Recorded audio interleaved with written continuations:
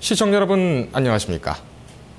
이 박근혜 정부의 집권 첫 해 경제정책 방향이 발표되었습니다. 올해 우리나라 경제 성장률 전망치를 지난해 말 전망했던 것보다 크게 하향 조정했습니다. 이 경제 상황이 그만큼 어렵다는 얘기인데 정부는 추경 예산안까지 편성해서라도 경기를 살리겠다는 의지를 강조했습니다. 하지만은 상황이 녹록지만은 않은 상황이어서 어떤 식으로 흘러들어갈지 관심이 집중되고 있습니다. 정부의 올해 경제정책 방향과 그 내용 심층 분석해봅니다. 경제부 정책팀 이상원 기자 나왔습니다. 자, 이 기자. 네. 올해 경제정책 방향을 발표를 했는데 불과 석 달 전에 발표를 했던 그 시각과 좀 많이 달라졌다고 지금 보도가 되고 있어요. 네. 구체적인 내용은 어떻습니까? 네, 정부는 이명박 정부 말인 지난해 12월에도 올해 경제 전망과 경제 정책에 대해서 발표했었는데요. 이번에는 그 박근혜 정부의 시각에서 경제 전망과 정책 방향을 수정해서 발표했습니다. 예. 대통령이 바뀌었으니 새로운 대통령의 공약에 맞춰서 정책을 새롭게 설정하겠다는 겁니다. 불과 석 달 만에 경기를 보는 시각과 대응 방법에 적지 않은 변화가 생겼습니다. 정부는 지난해 말 우리 경제가 올해 3% 성장할 것으로 예측했지만 이번에는 2.3% 성장에 그칠 것이라고 분석했습니다. 석 달 만에 0.7%포인트나 성장률 전망치를 수정한 것은 이례적인 일인데요. 정부는 올해 또 취업자 증가 폭도 당초 32만 명 증가할 것으로 예측했던 것을 25만 명 증가로 하향 조정했고 경상수지도 300억 달러 흑자에서 290억 달러 흑자로 하향 조정했습니다. 정부 스스로 불과 석 달 전에 경기 판단을 한 것을 잘못했다고 시인한 셈입니다. 이 몸을 잔뜩 낮췄다고 볼 수가 있겠는데 불과 석 달 전 경기 판단을 잘못했다 이렇게 시인을 한 것으로 보이는데 그 정도 지금 경기 상황이 지금 나쁘다는 뜻이겠죠? 네, 그렇습니다. 정부가 이번에 판단한 실물 경기 상황은 민간에서 우려하는 수준에서 크게 벗어나지 않는데요. 한국은행이 발표한 전분기 대비 분기 성장률을 보면 지난해 4분기까지 7분기 연속 0%대 성장에 그치고 있습니다. 네. 전분기 대비 성장률이 0%대를 유지한 것은 과거 5분기 연속이 가장 긴 기록이었는데요. 네. 7분기 연속은 경기 회복세가 그만큼 더 더디다는 의미입니다. 여기에 올해 1분기 역시 좋지 않다는 상황이어서 이 8분기 연속이라는 기록을 경신할 가능성도 있습니다. 네. 다른 실무 지표들도 올해 경기 예측을 암울하게 하는데요.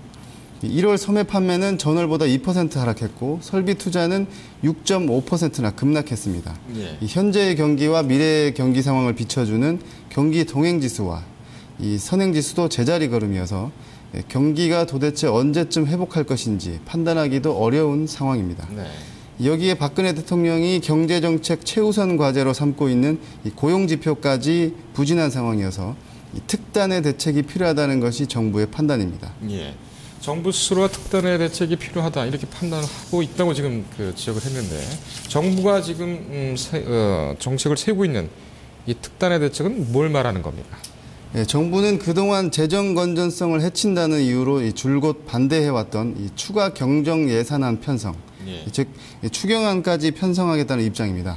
이르면 4월 중에 구체적인 규모와 추경 예산의 사용처 등이 공개될 예정입니다만 대략 10조 원 안팎의 추경안이 거론되고 있습니다. 문제는 추경을 편성할 경우에 재정 건전성을 해칠 수 있다는 점인데요. 정부도 그동안 이 부분 때문에 반대해왔지만 이 경기가 워낙 어려운 상황이 이어지고 있고 때문에 이 새누리당을 비롯한 정치권의 요구를 수용한 것으로 보입니다. 네. 현재 추경 예산을 편성하기 위해서는 적자 국채, 즉 빚을 낼 수밖에 없는데요. 이 추경 편성에 사용할 수 있는 세계 잉여금도 바닥난 상황이고 경기 불황의 여파로 올해 세수입 전망도 어둡기 때문입니다. 정부는 추경 예산을 성장률 제고와 이를 통한 고용 증대로 사용하겠다는 방침인데요.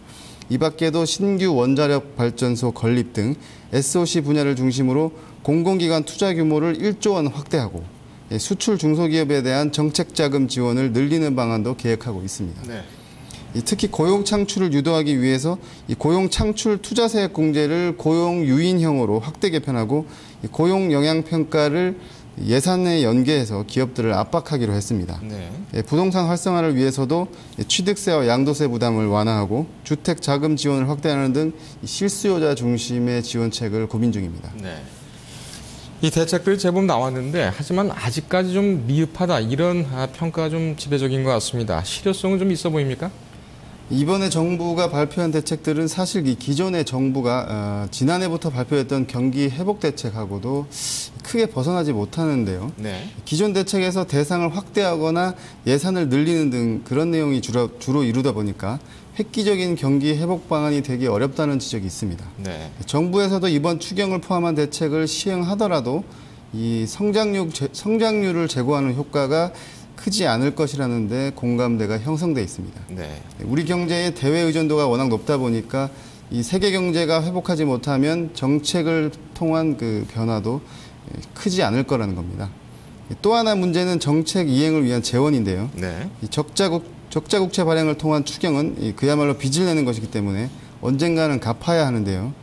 정부가 세금이나 세외 수입을 거둘 수 있는 여건은 점점 나빠지고 있다는 것이죠. 네. 실제로 지난해 경기 불황의 여파로 올해 세수입은 예상보다 벌써 6조 원 넘게 부족할 것으로 집계되고 있습니다. 이 성장률이 떨어지면 세수입도 줄게 되는데 올해 또다시 저성장을 이어간다면 내년도 세입 여건까지 어렵게 됩니다. 네. 박근혜 정부의 이 공약 실천을 위한 필요 재원은 5년간 최소 135조 원이 필요할 것으로 집계되고 있는데요.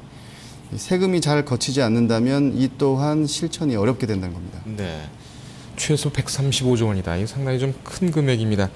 경제 상황이 상당히 좀 생각보다 심각한 것 같은데요. 이 정부가 추경 예산안까지 편성해서 경기를 좀 부양시켜 보겠다. 이런 대책을 좀 세운 만큼 이 추경 예산안이 좀 실질적인 성장 회복에 제대로 좀 쓰일 수 있게 그렇게 바라봅니다. 이정을 잘 들었습니다. 네.